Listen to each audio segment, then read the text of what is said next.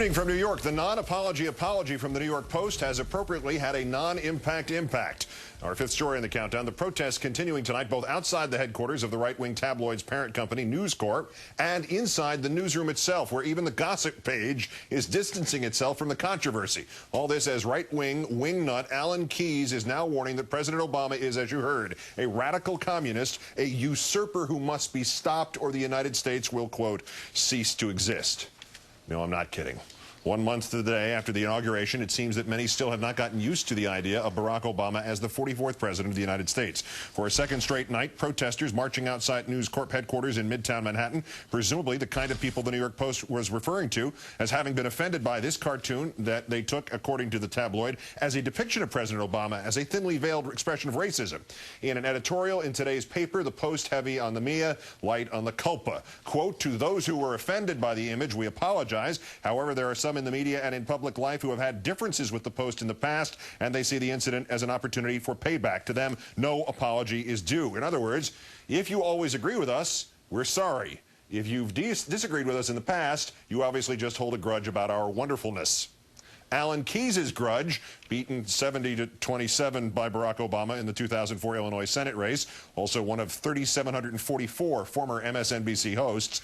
Alan Keyes back in the forefront in the wake of an interview outside a pro-life fundraiser in Nebraska. The three-time presidential candidate basically has yet to win anything he has run for, claiming that the new president would destroy this country. Obama is a radical communist, and I think it's becoming clear. That's what I told people in Illinois, and now everybody realizes it's true. He is going to destroy this country, and we're either going to stop him or the United States of America is going to cease to exist. Mr. Keyes also declaring the president an abomination for his pro-choice stance before reviving the ridiculousness that is the rumor that will not die that Mr. Obama is not a citizen of the United States and therefore he's not actually president. Is he president of the United States? According to the Constitution, in order to be eligible for president, you have to be a natural-born citizen.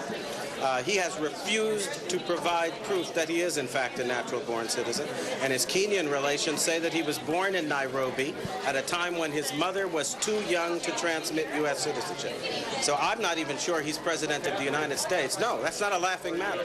Neither are many of our military people now who are going to court to ask the question, do we have to obey a man who is not qualified under the Constitution? We're in the midst of the greatest crisis this nation has ever seen. And if we don't stop laughing about it and deal with it, we're going to find ourselves in the midst of chaos, confusion, and civil war. It's time we started acting like grown-ups. The person you call President Obama, and I frankly refuse to call him that. Right. At the moment, he is somebody who is kind of an alleged usurper, who is alleged to be someone who is occupying that office without constitutional warrant to do so. Mr. Keyes, it should be noted, is also not sure of the relative whereabouts of his ass and his elbow. The post-mortem in a moment. First, Keyes, in time to call in our own Jonathan Alter, senior editor at Newsweek magazine. Good evening, John. Hi, Keith. Just setting aside the image of what you would have to do or what you would do to yourself if you had to defend him at a sanity hearing. Alan Keyes leads off by saying Obama is a radical communist, that it's clear now that that's what he is. All right, a month out from the inauguration, what exactly has Obama done in the last month that shows he's a radical communist? Well, he's thrown millions of people into the gulag. You know, he's abolished all private property, committed infanticide. You know, what is it that radical communists actually do? This is preposterous. It is kind of amusing on some level, even though Alan Keyes doesn't want us to think of it as such. And it does reflect really the desperation to which the far right wing has sunk. But in that right-wing picture, that bigger picture between what we saw in the Post this week and Keyes, is it becoming clear that the GOP strategy is to try to repeat the Clinton experience, only maybe without the slight logic that was behind the Clinton experience, just harass the president from day one?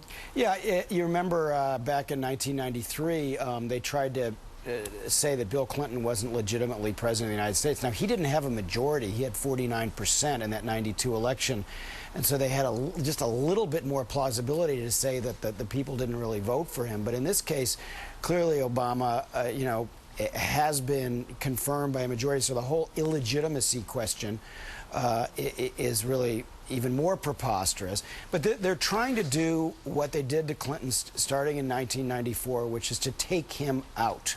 But they don't have really the shock troops to do it anymore. Eric Cantor is not Newt Gingrich, not as effective.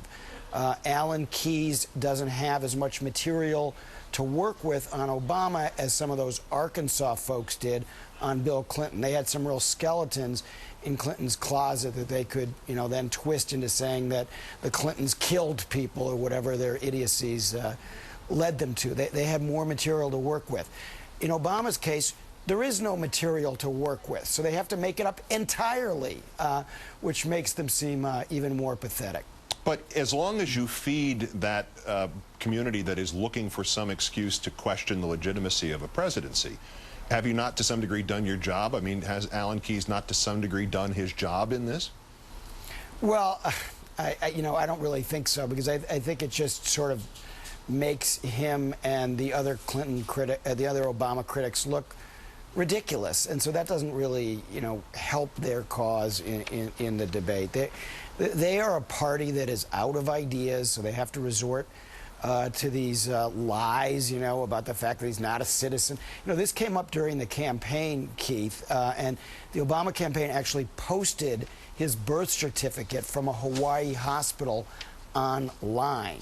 And of course that didn't dissuade people from continuing to say that he wasn't really born in the United States, in the same way that there wasn't anything you could say that could dissuade people from believing that, Franklin Roosevelt was really, Rosenfeld, and that he was a communist Jew, or that the Clintons really killed people, or whatever it is that crazy folks want to believe about our president. So there's no way to kind of end this. All that you can do is laugh at it and recognize it for the act of desperation that it is. But and to the point that even though the right-wing site, the WorldNet Daily, authenticated the Obama birth certificate, it tells you the substantialness of this or lack thereof. But to laugh at it is one thing, but there is in there something when he starts talking about neither are many of our military people who are now going to ask you, we have to obey a man who's not qualified. When you start bringing that into it, is it entirely still a laughing matter? No, it really isn't, because then you do start to have to worry about whether some